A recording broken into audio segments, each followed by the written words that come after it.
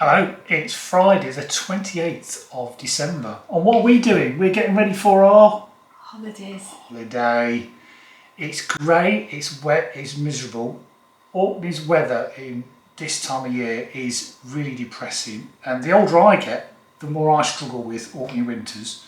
You've struggled for a while, haven't you? Oh yeah, a long time. Yeah. So we flew last year from, what was it, Edinburgh? Yeah. Down to Malaga. Yeah. And then hired that Polestar 2, which I did a video about. I'll put a link in above my head. But this time, we're driving. And of course, we're taking the e-niro because it's awesome. So, Mrs. P, Ursula, is brilliant at organising me.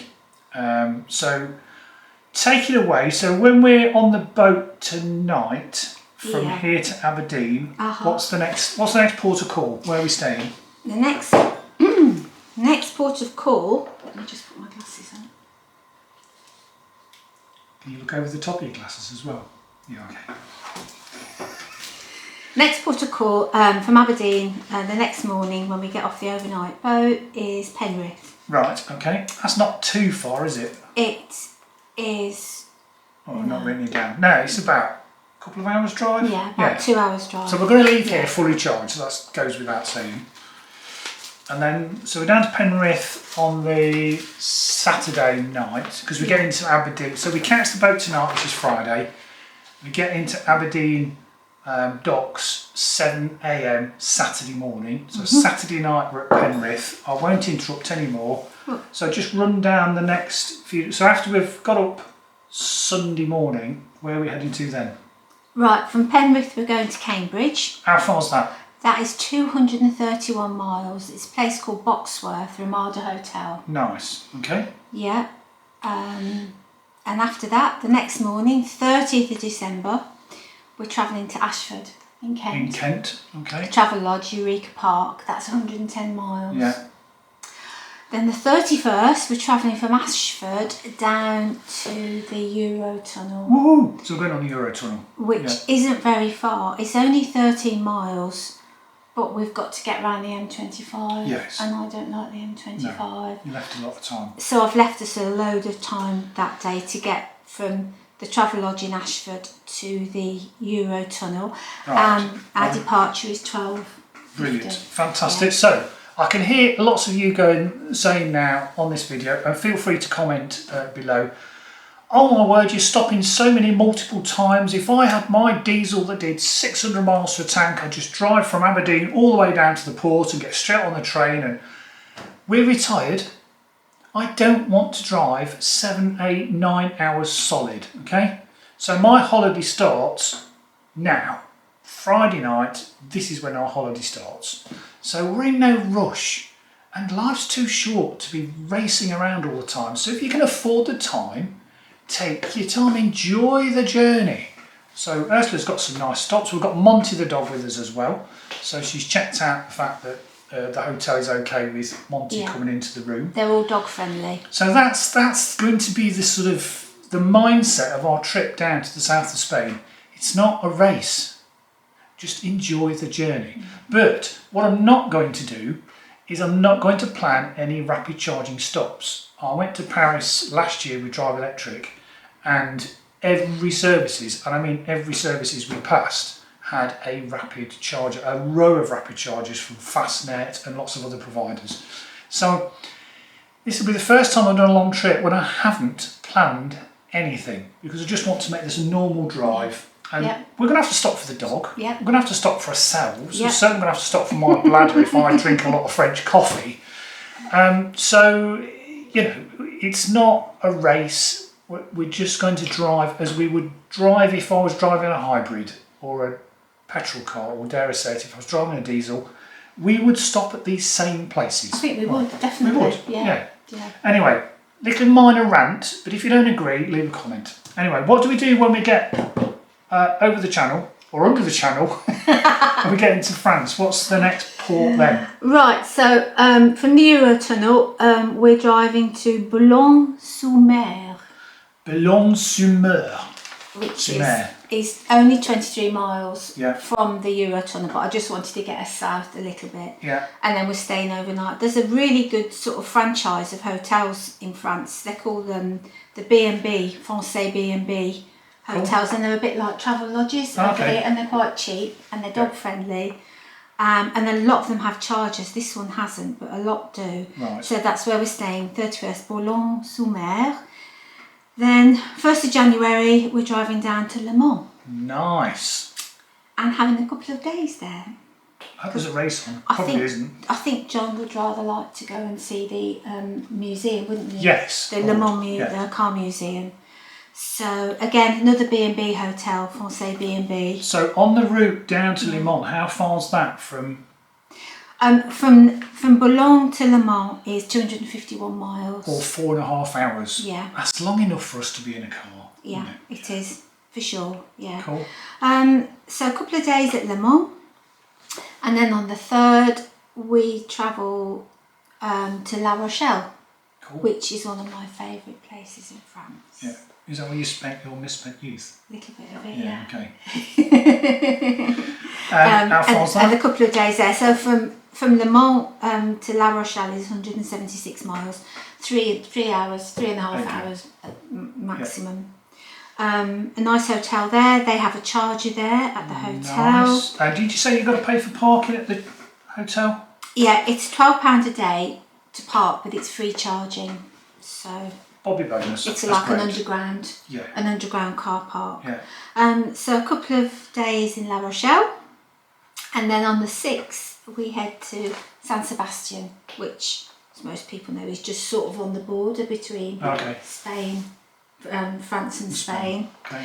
And from La Rochelle to San Sebastian is 259 miles, which is probably one of the longest trips we'll do, about 4.5-ish hours. Which is about the maximum range this time of year in the e-niro. Yeah. But again, I'm not going to drive for a solid 4.5 hours. We will stop at some point for some lunch. Yeah, there's some nice places along the way, just to start. We'll stop and stop at the services, and the services in France and are not like UK services. They're pleasant places to be. So we'll stop at the services with a rapid, stick it on for about 45-50 minutes, and then we'll be great to carry on. Stop at a boulangerie somewhere and pick up some bread and some cheese. So San Sebastian is just an overnight stop, and again it's another of the Français B&B hotels, and that has a charger as well. Cool. On the 7th we're crossing the border then into Spain. Into Spain, yeah. And we travel to a place called Teruel. Okay. Small hotel. It's sort of a little bit off the beaten track because we're going right down sort of the middle of Spain. Yeah. Little hotel, but it's got an EV charger. Fantastic. That's 269 miles to that hotel, isn't it? So that's 269 miles. Again, it's probably one of the longer journeys. Just an overnight there. 8th of January, we're stopping at Murcia, which is sort of just south of Valencia, and that's 231 miles again. Brilliant. For just over 4 hours. Dog friendly hotel, and that has an EV charger as well, and it's only quite a small hotel. Didn't you have to ring ahead? You've rang and I message most of these. I just drop them an email to let them know we've got the dog, and by the way, can we use your EV charger? And almost all of them have messaged back and said, yeah, we'll reserve you a spot. Fantastic. So there is a little bit of planning, in as much that obviously it's easy to charge when you're asleep. Yeah. But and these hotels, you've not specifically looked for hotels with EV chargers. No, they just happen to have an EV charger. It was dog friendly hotels. Yes, I was looking that for. was the criteria. We had to take the dog in with us. So if there wasn't an EV charger, then it didn't really matter. Yeah. But we needed to take the dog in. Cool. So from Murcia, we're travelling straight down to Villa Playa, which is just outside Majorca. Which is where we're staying. We're staying for a month. A month, yeah, and then we're going to take a steady drive back. And then the drive back will be via Cadiz and back up that coast. So part of the holiday is the drive. Okay. So some of the bump we've got to take. So thank thanks to Andrew Till, who's been abroad in his Kia e-niro, I think goes to Italy quite often. He said, "Oh, get yourself a bip and go tag, one of these tags that you attach to the windscreen, so that when you go through the tolls, you don't have to stop, lean across to the passenger side and pay." But obviously I'll have Ursula in the car, so that's not an issue. But I thought, you know what, I quite fancy a tag where you can just go through slowly and the barrier opens and it debits your account. So I got what's called a bip and go tag. Very, very long story short, due to Brexit, basically, it wouldn't accept my UK bank account. So extremely long story is that the same company have two separate companies. One for, let me get it right, one for France, so you get a little tag that I've got to fit to the windscreen, and all the instructions come with that, so one of the same company. And then a completely different tag for when we go to Spain, so which comes with a little RFID card. Apparently these tags will also allow you access to certain car parks, where again the barrier will go up and it can debit your account. So we're going to try that for the first time, 2 tags. Just backstepping a little bit, so when we get on the boat off Aberdeen, hopefully I won't be needing the Child Play Scotland card because they're rubbish.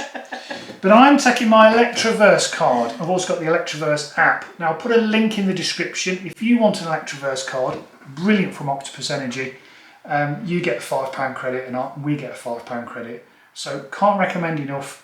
So for all of Spain, all of France, I'm going to be using this one UK based card, Electroverse.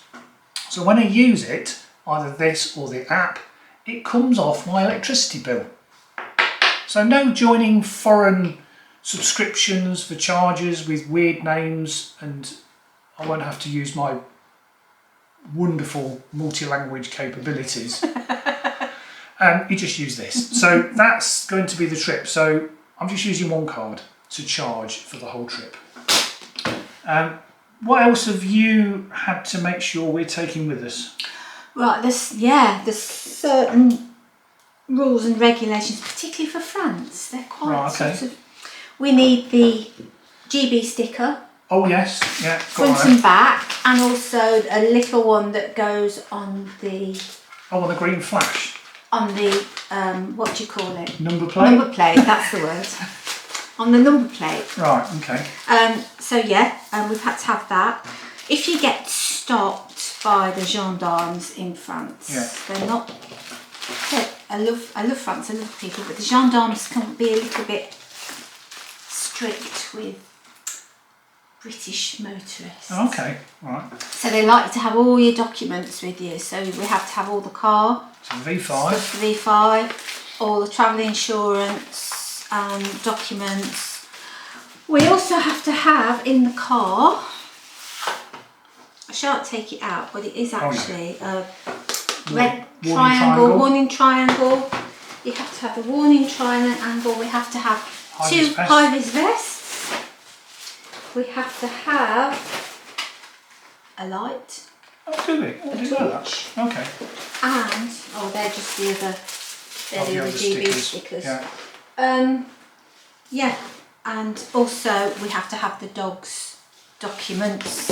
Oh yeah. Handy. In case they want to check on the dog as well. So I've had to do loads of stuff for the dog. So this afternoon he's had his health certificate. He had his rabies jab about 4 weeks ago. So that's all in date. So we've got to have this health certificate, which means we've got to get out of the UK and into France within a window of 10 days. And we're going to do that easily, but it's just to show you, if you're thinking of going abroad with your pet, with your dog, then there's a lot of hoops to jump through. And funny enough, when we come back, he's got to have another certificate, so another rabies check or something in Calais. Calais, you have to book a vet in Calais, and he has to have a special worming tablet. That was it, that only the vet can give him, and has to have his travel certificate stamped again. Yeah, so just to get back into the UK, we've got to go to a vet in France. So that's the dog, that's all the documents. The other things that I thought to take, being the Kia e-niro, obviously not 100% confident about the 12-volt battery, so we've got a power pack and a set of jump leads, which is good for just jumping the 12 volt should it die. It's now 3.5 years old, and the rocket 12-volt battery has just been fine. I've not had any issues at 44,000 miles, but it's always good to take one of them with you just in case. I also have something in this box, which I'm going to do in a separate video. Always fancied one. That will help with my footage, so that's going to be fitted later. Punctures. Obviously being an EV, you get no spare wheel, but obviously I've got some tyre repair sealant. I've got 2 tins of this.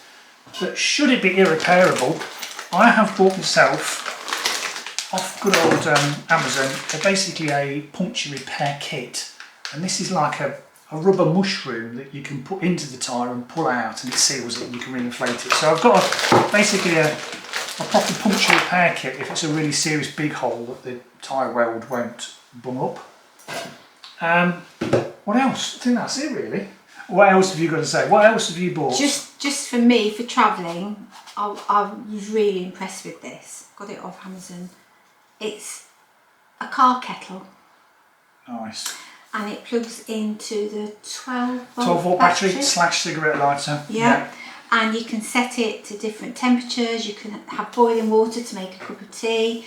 You can put a hot soup or a hot drink in it, plug it in low to keep something warm while you're travelling. I just thought it's a really good idea. If we stop somewhere, you know, coffees can start to get really expensive, can't they, if you're stopping all the time. But it's just nice if you see somewhere nice out in the middle of nowhere, nice scenic stop, and you just want to stop, have your baguette, have some cheese, have a coffee. We've got a little car kettle for. Brilliant. And also, from my workshop, I've filled a little car freshener with essential oils. So it's got rosemary and it's got lemongrass in it. Nice. From the oils in my workshop. So that's going to hang up to keep us smelling nice in the car while we're travelling. So Ursula makes candles. She's got a little business here making soya-based candles for some of the shops here on Orkney. Yeah, that's fantastic. So we're going on the boat tonight. I'm going to do 3 videos, one driving through the UK, one driving through France, and then one driving through Spain, just so you can see some of the highlights and some of the stresses maybe. Maybe we'll come across a charger that doesn't work, I don't know. But hopefully it's all going to be smooth running. But the overall theme is I'm doing 0 planning when it comes to my geek mode when driving long distances, which is great relief to Mrs. P, who I think is nodding in the corner of my eye. And a big shout out to Northlink as well, because they now have dog friendly cabins. Yes. So we can actually take the dog into the cabin, the overnight cabin with us, because I couldn't leave him in the car all night. No, that's right. It's about 7 hours on the boat. So this is great. We've got a dog friendly cabin. Cool. So thanks for watching this. So if you want to watch the next 3 episodes, then feel free to subscribe and like and all that malarkey. So we'll see you soon.